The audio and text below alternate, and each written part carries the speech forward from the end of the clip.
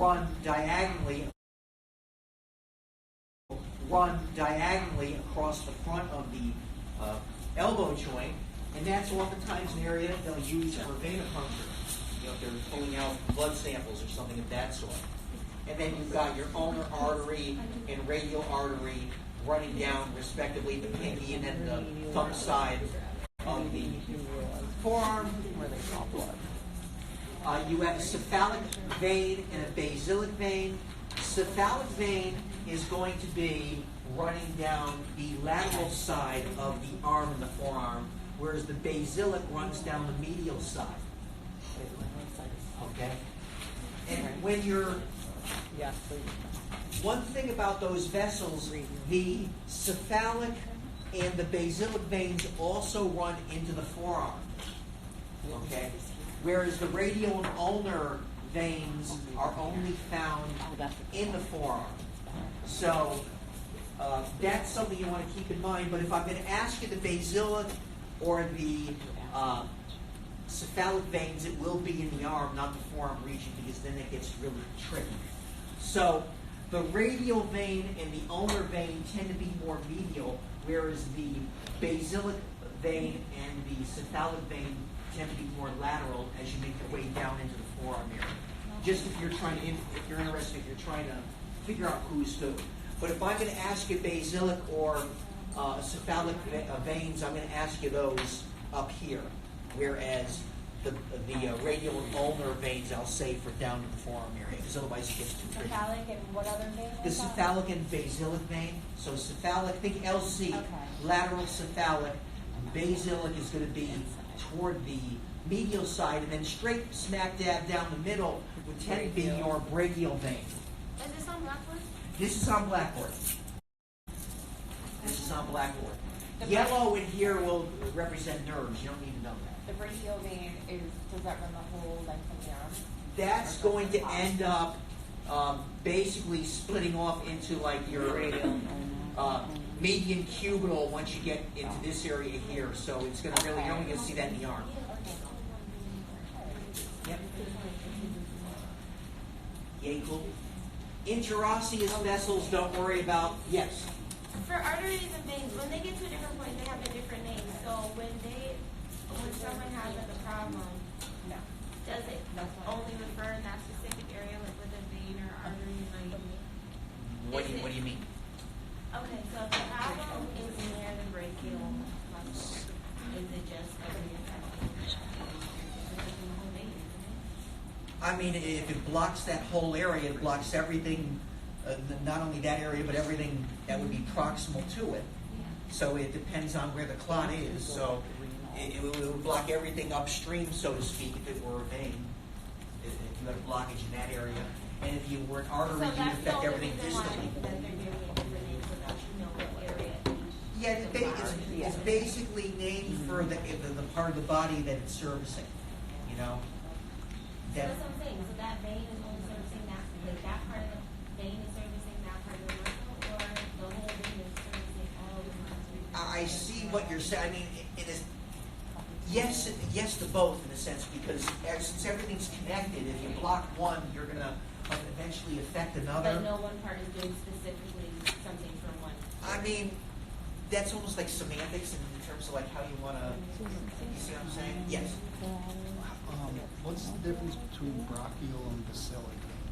Basilic is going to be more medial. Okay. Here it's lighter in color to indicate it's much deeper. Okay. But brachial tends to be more or less down the middle of the arm, even though it doesn't look like it over here, whereas the basilic over here, as it's coming up here, it's going to be actually coming all the way from the medial side. See, that was I barely can see that it crosses over up here. So depending on the picture, it can be a little tricky. But with our situation here, let's see if I can tell what we're looking at here. Oh, I love these friggin' things. And I mean that in a sarcastic way. But lateral would be cephalic, medial is basilic, and then this one that gets cut off right here and disappears, that would be brachial vein. This is on the outside. Well, this is actually medial. Medial. In your anatomical position, Yeah. this is medial, this is lateral. Right. Yeah, but up And this, there- if it didn't disappear, it would be between the two. So this is medial relative to these two because it's between. Well, it got cut off here, but it would continue all the way till about here. Yeah. Is that it right there? No, it would be actually from here to here between the two fingers, and it merges into other smaller vessels running down into the forearm. Take a shot there. So this is basilic, this is cephalic, and this little one here is what's left of it is the brachial.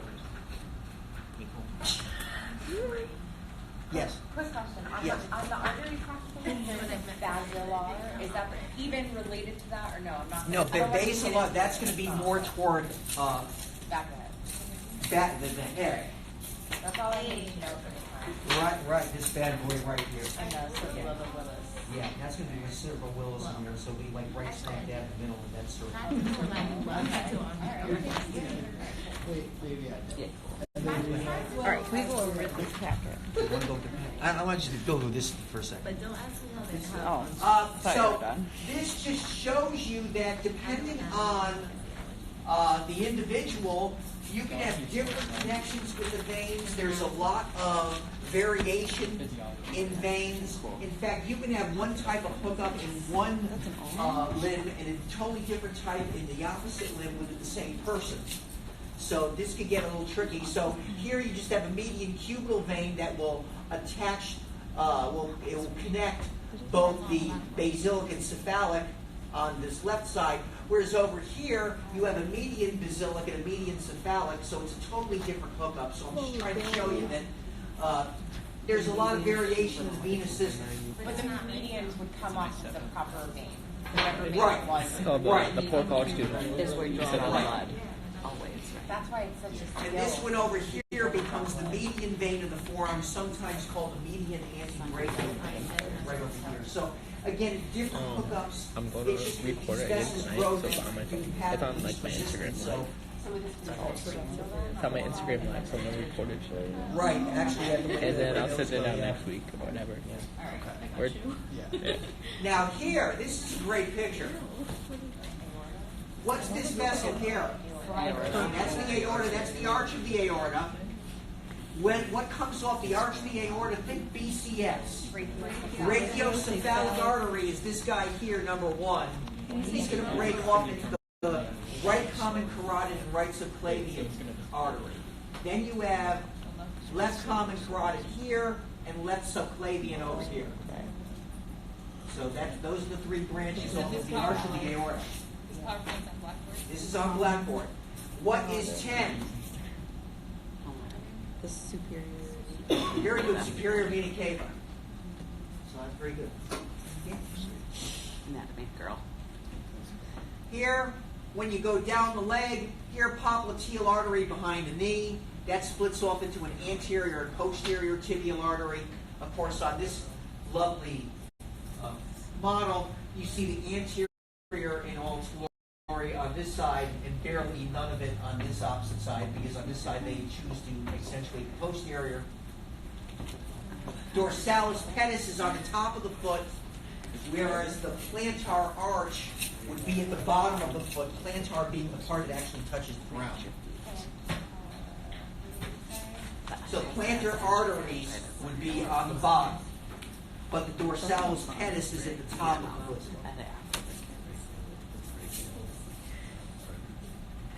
Ooh. One more time. Dorsalis pedis is at the top of the foot, the plantar artery would be at the bottom. That's not the biggest arch on the arch. No, it's Plantar not artery. it. It's like too many numbers. Kids make me want to have children. Dorsalis pedis. And what, this is Now here, this one was this trio, that's the first avenue off of the abdominal aorta. It's abdominal aorta below the diaphragm, thoracic aorta above. This is your cephalic artery. No, excuse me. This would be, The left common. no, this going to this is Superior going to spleen, mesenteric? stomach and liver. Celiac trunk. I'll wake up. Celiac trunk is up here. Okay, that's inside. Then you see this unpaired guy right up above the renal artery and vein. Superior That's the mesenteric. superior mesenteric artery. And then that makes this dude over here the inferior mesenteric. Then we split off into our left and right common iliacs. When they come down the pipe, we have another division. This becomes the external iliac. That's the internal iliac. Once we pass this inguinal canal area here, then this external iliac becomes the femoral artery. Okay. I think I had So femoral would be down below Yes. your inguinal Yeah. canal area. And there's here, also the your internal iliac. iliac. That one, the one that branches inward. So again, this would be one of your common iliac veins. Here's an external iliac vein. This is an internal iliac vein. See, look again, this page. Yeah. Comprende? No? Yeah, I got it. But Michelle looks like she has gotten. No, we got it. Yes, We're happy. no, I- You're just processing. Yeah. Yeah, we're happy in this minute. We know the words. You know the words we have. Okay, This so is a right really- above the this is a superior really noisy mesenteric is slide. the celiac trunk. Here's celiac trunk. Okay. Now, on this picture here, on this lovely model, you see vessels in the abdominal region that are purple. There's a reason why they're purple. They want to stand out relative to everything else that's either red or blue. The reason why they're purple, it's the hepatic portal system. Remember, a portal system, you're going to join two capillary beds in sequence. So you're not just going from arteries to capillaries to veins back to the heart. You have a portal system. And the interesting thing about the hepatic portal system is you are going to bring blood from the small intestines to the liver before it returns to the heart. And that blood happens to be oxygen poor but nutrient rich. So the liver gets first dibs on all nutrients so it can process them and do whatever it has to do with them. And then that blood will go eventually from the liver back to the heart.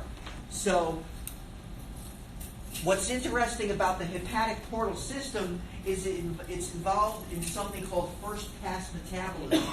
So in other words, when I take a drug orally, a certain amount of that drug, after it gets absorbed, will immediately get deactivated by the liver, and it'll never reach general circulation.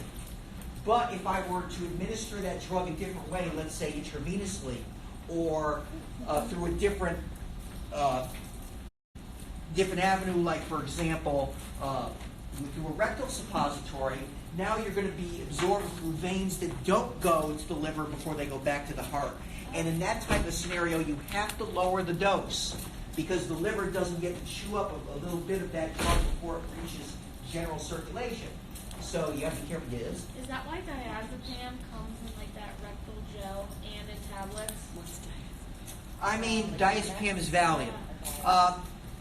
That's just like a different delivery system. Whatever people seem to think is, you're going to get much more intense reaction if you do that because you're avoiding first-pass metabolism. So more of it reaches general circulation more quickly, and then all of a sudden Through the rectum, Quick, it reaches. quick story. Have you ever seen 1,000 Ways to Die? There was this guy who had an enema up the rectum because he had like a tracheotomy, but he ended up dying of alcohol poisoning because it surpassed the liver, right? And it went right into his blood system.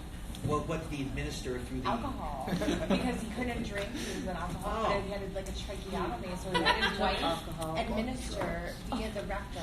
It goes faster. Yeah.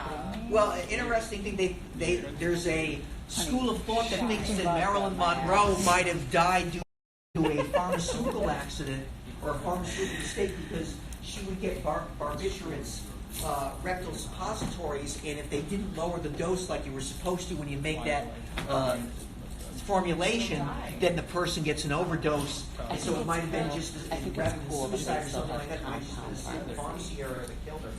Like where did they make it? Like that. You have to make that. So yes, Somebody else will make it. how do you like No, it? but you can't get to the ass. All the fun things you learn in class. I heard if you put a. Wait, so Okay, never mind. I was going to say something stupid. Wait, so it's just the delivery is much faster. Well, like if you you need said to hurry delivery, up. if the delivery bypasses the liver, and the liver being what your major metabolic organ, it doesn't break down a certain percentage of that drug, and then more of it gets in the general circulation, so you're actually getting a higher dose. So would they do that for like postpartum hematoma?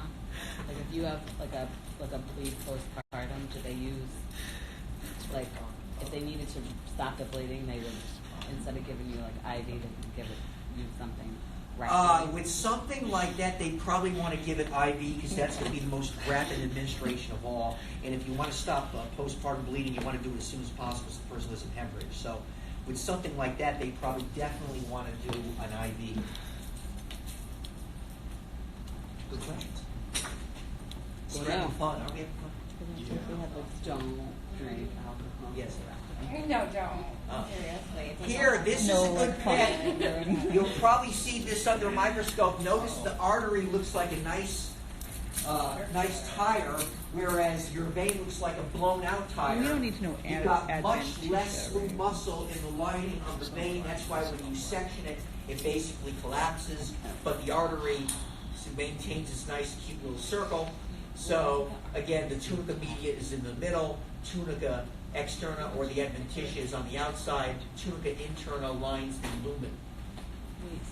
Is that where the valve would be? Where they Again, valves, well, for veins, Because they have to would be pump coming all off of to get it the tunica interna.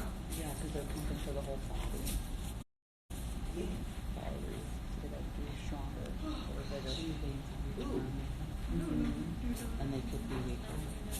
What do you Yeah, think they don't this have to be guy is strong. right here? Bring that That's in. the one on the back. But the They have a shorter. Oh, the carotid. That's actually going to be the vertebral artery. That will be going Oh, through the into the little skinny vertebral one? foramen. Yeah. Here is the carotid coming up here. Oh. It's the big And then what about this over here? subclavian. That's subclavian, and then axillary, and then you go into brachial. That one right there. Yeah. Are you gonna have like weird pictures on the practical? Norm like last time? sometimes throws weird pictures. Don't Like shoot that. me. It's all Norm. Like the last time there was those 3 pictures there. Like, come on. That's Norm. What was that one? I don't have these Who's pictures. Norm? Norm, Dr. A. Vertebral. I like bust him up. He's great. He's a great truck. But Foramen. he sometimes likes to slap people around on his lab exams. Because it's not my X-ray. Yeah, the X-rays and all that other stuff he throws on there. He gets a little jiggy. What about the brain crack? Brain crack, that brain crack. Really? Yeah, I have no idea. No way. The Like, I great think I'm getting saphenous this one, vein not focusing on runs it. down the medial side of both the thigh and the leg. We need to know that. Yes. It's not in this lab packet. Well, that'll be on the vein part, but I'm pointing it out now. The great saphenous is important because it is the longest vein in the body. That is the vein that is used oftentimes when you get a bypass operation. They will cut that vein out, section it up, and then they'll go into the heart and they will use pieces of that vessel to go past blockages. Interesting thing about that type of operation, the chest incision tends to heal within 6 weeks, but the incision going down the leg tends to take up to a year to heal, so you'll commonly see people adopt a shuffle because they don't want to rub the inside of their thigh against anything because it's so uncomfortable. So nowadays they're trying to use more of the internal mammary artery in order to do bypasses because the recovery time is reduced so significantly. So Wait, so they cut what do they do? they will take that great saphenous vein, cut it out, and there's The whole no thing out? Yep, and then they'll cut it up into little sections, and then they'll use as much of it as they need in order to bypass Whatever's whatever it is clogged. that's clogged in your poor little heart. And then what happens to the saphenous vein? Well, what ends up happening is if you get rid of the great saphenous vein, you have other veins in the that leg that do will that. take over for that vein, so you've got enough redundancy that if you lose one, it's no big deal. Is it just like cauterized? Yeah. Such a big one though. Yeah. That's cool. I don't want to be into this. Yeah. Just cardiac. Yay. That's cool. So again, cephalic vein on the lateral side, basilic vein I is don't more like medial. This is like not a good Here's brachial is right down the I middle. know, this picture is overwhelming. picture's too many numbers. Here's a median cubule over here. But they said it is medial. right? Yeah, Basilic is going to be on the medial side, brachial is between, and then cephalic lateral. Oh, so See, now, if you were into drawing, you know, there's biological illustrations. You can make a lot of money doing this stuff. If you look in your textbook, every one of those drawings probably, the art author Yeah, probably charges the brachials publisher in the about $100 easy for. So if you're patient and you're into that type of thing, Yes. you could actually make a pretty good career out of it. And cubital. Yeah, the cubital is like the, Again, here's brachial artery going down the anterior side of the elbow, and then radial artery and ulnar. Again, I wouldn't show you this on a Wait, that's lab there. exam because it's like which side are you looking at? It's so blown up that you can't tell who's lateral, who's medial, but I just do that up there, just throw it up there. Over here, again, external iliac. Once you pass the inguinal canal, then you become the femoral artery in the thigh. so Don't worry about are the you going femoral. to use this kind of picture? No, I'll be using like picture. Remember when we had models of the legs and the arms for the muscles? Those also had arteries and I think sometimes veins on them, so you want to be familiar, even though there's none of them out here. Of course. That was Yeah. smart. But yeah. Should not have any. But yeah, we'll have these. The pictures are good to know. Are you able to put them out for next week so we can review them? I'm going to try to, yes, get some of those out here so that we actually, it would be nice to show them. What the heck, we're only going to be testing on them. Okay. Jugular. Now, this has a variety of differences too. You have an internal jugular, which is more medial and much larger, and then you have an external jugular, which is more lateral, and it's not as big. Some people have a common jugular. Some people, the external and the internal, will join together to form a common jugular, which then goes into the brachiocephalic, whereas in most cases they enter in separately. So again, this is another variation that you just might see from person to person. This is from Gray's Anatomy. Which one did you say was medial? The medial larger one is going to be the internal jugular. And then the one that's going to be smaller and thinner and more lateral is the external jugular. That's like more towards the back of the head. Or, well, this guy's more toward the front, this guy's more toward the side. The side, yeah. So the internal one runs along with the common carotid. Right, the veins tend to be more toward the surface, arteries will be a little deeper. You'll have your common carotid, then if you look over here, this will be external carotid, and this is internal carotid. So this is not the External. Yes. So the external. So this is just another nice. So when you see this on a torso, let's see if we have torsos here. Oh, I don't like that. So these torsos. Ouch. These blue vessels on the side, these are internal jugular veins. You don't see the external jugulars on these, so don't get freaked out. That's just the way they chose to represent things, but on those torsos you see the internal jugulars, but they don't have the external jugulars. So if you see a picture and they point to these vessels here,